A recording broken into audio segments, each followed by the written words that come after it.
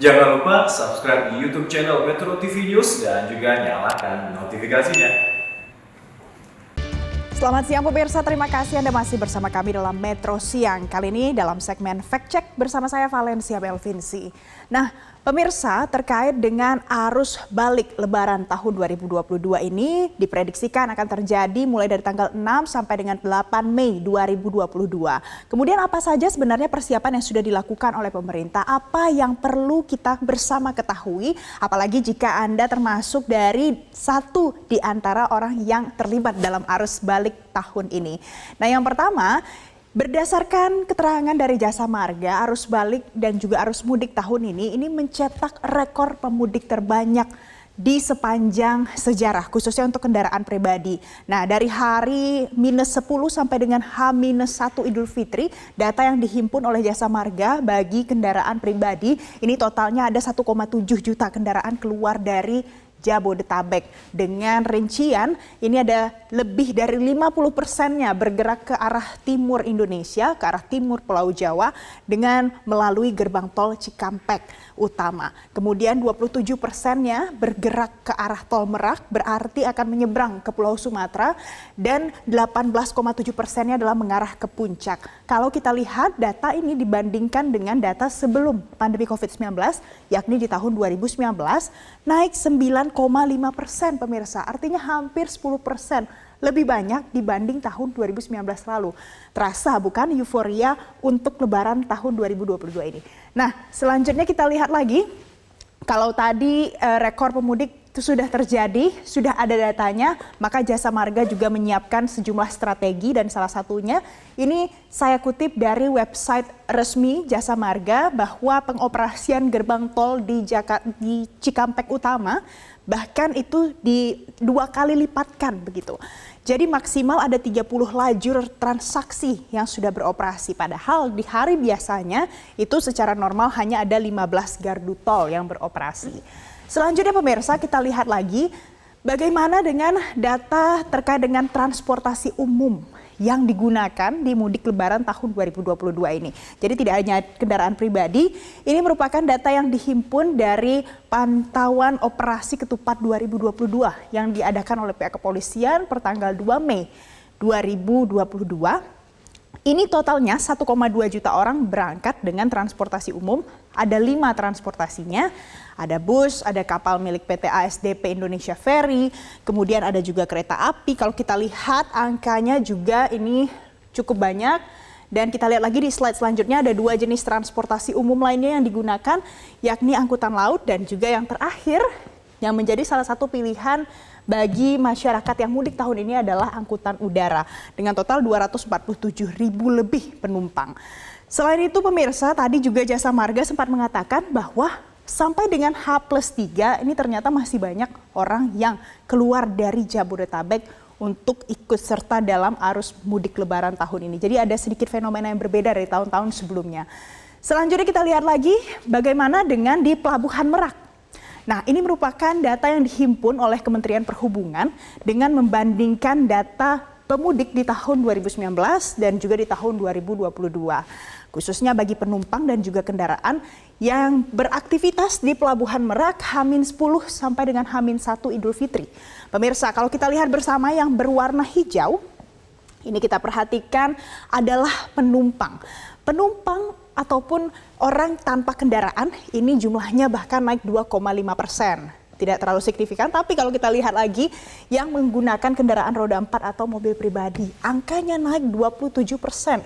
Di tahun 2019 hanya ada 88.000 unit yang menyeberang dari Pelabuhan Merak. Di tahun ini angkanya naik cukup signifikan, 112.000 unit menyeberang dari Pelabuhan Merak. Begitu pula dengan ada truk barang ini naik 116% di masa libur Lebaran tahun ini. Selanjutnya kita lihat setelah dari Pelabuhan Merak, kita juga akan lihat pula data terkait dengan di jalan tol. Banyak berita yang kita lihat ternyata timbul kemacetan yang cukup panjang. Kemudian masyarakat mempertanyakan bagaimana sebenarnya upaya pemerintah dalam mengatasi kemacetan ini. Apalagi khususnya untuk menghadapi arus balik nanti. Kita lihat ternyata ada beberapa fakta kemacetan. Yang pertama, penyebabnya beragam pemirsa. mulai dari masyarakat ataupun pemudik terlalu lama menggunakan rest area. Kedua, berkendara secara zigzag, berpindah-pindah lajur. Yang ketiga, saldo e-tol uang elektroniknya ternyata tidak cukup. Selanjutnya kita lihat lagi ada fakta kemacetan lain yang terjadi adalah pemudik berhenti ternyata di bahu jalan untuk beristirahat karena rest area masih jauh. Kemudian ada lagi fenomena kecelakaan, tentu sebisa mungkin dihindari, sebisa mungkin kita berharap tidak terjadi kecelakaan, tapi ternyata masih ada saja kecelakaan. Dan yang terakhir adalah fenomena memang jenis jalan, ada penyempitan ruas jalan, ada yang namanya bottleneck, dan ini juga ternyata menjadi salah satu penyebab kemacetan terjadi di jalan tol. Kemudian bagaimana pula dengan antisipasi yang disiapkan oleh pemerintah terkait dengan arus balik ini? Kita lihat. Jadi pemirsa, pemerintah sudah berusaha sedemikian rupa supaya menyiapkan antisipasi arus balik yang akan kita perkirakan puncaknya terjadi besok sampai dengan 8 Mei 2022. Yang pertama, 8 kapal besar disiapkan di Pelabuhan Panjang di Lampung untuk menyeberang ke Merak. Jadi selain Pelabuhan Bakahuni juga akan ada Pelabuhan Panjang yang beroperasi untuk angkutan penumpang. Kemudian di jalan tol akan diterapkan ganjil genap juga, tapi ini merupakan kebijakan situasional. Kemudian pemudik akan diarahkan untuk beristirahat di kota-kota yang dilewati. Jadi tidak semuanya berfokus di rest area. Ini disampaikan oleh Menteri Perhubungan 1 hari sebelum puncak arus balik ini diprediksi akan terjadi. Selanjutnya kita lihat. Apalagi antisipasinya adalah skenario one way dan juga kontraflow. Ini juga merupakan kebijakan situasional, diambil tergantung bagaimana situasi di lapangan pada waktu-waktu tertentu. Dan juga disiapkan jalur alternatif pemirsa. Ada 4 jalur alternatif yang juga disiapkan oleh pemerintah untuk pemudik yang akan balik dari arah Semarang menuju ke Jakarta.